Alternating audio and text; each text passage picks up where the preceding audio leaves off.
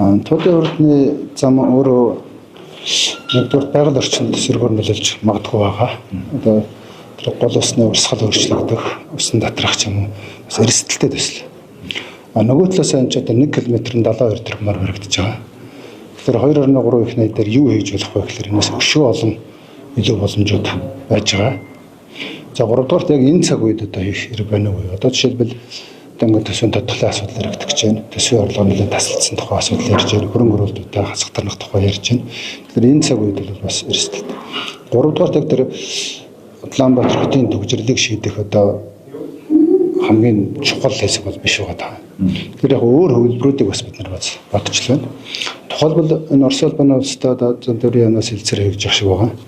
Энэ Улаанбаатар төмөр замыг богд уулын урдуур тойруулаад холбочих юм бол энэ зам дээр харин өстой нөгөө 32 биш бараг 100 км ч урдны зам барьж бас болохоор байгаа шүү дээ. Тэгэхээр энэ утгаас нь бол би толын урдны зам нэршлиг бол зөксөйхөн зөв гэж үзэж байгаа. Ер нь төсөл яг нэг бусад үзүүлэлтүүдийн 50 дэлгэрэнгүй танилцсан. Танай өмнөөс нээлттэй хилцүүлэг хийсэн шүү дээ. Тэр хилцүүлэг нь хэрэг үү? Тийм хилцүүлэг дээр бол нөгөө аман тайлбаруудыг нэлээд хийж байгаа боловч яг холбогдох мэргэжилтүүдэд хэлж байгаагаар бол тэр цаашдаа тэр үнэлгээ шийдвэрүүд, дүгнэлтүүд, байгаль орчны дүгнэлтүүд бол хараагүй байсан. Тухайн үед одоо бол нөхөж гарсан сураг байна лээ. Тэгэхээр энэ дээр бол яг хувь хүний хувь гишүүнийхээ хувьд бол үзэл баримтлал зөксөйхөн зөв гэж харж байгаа.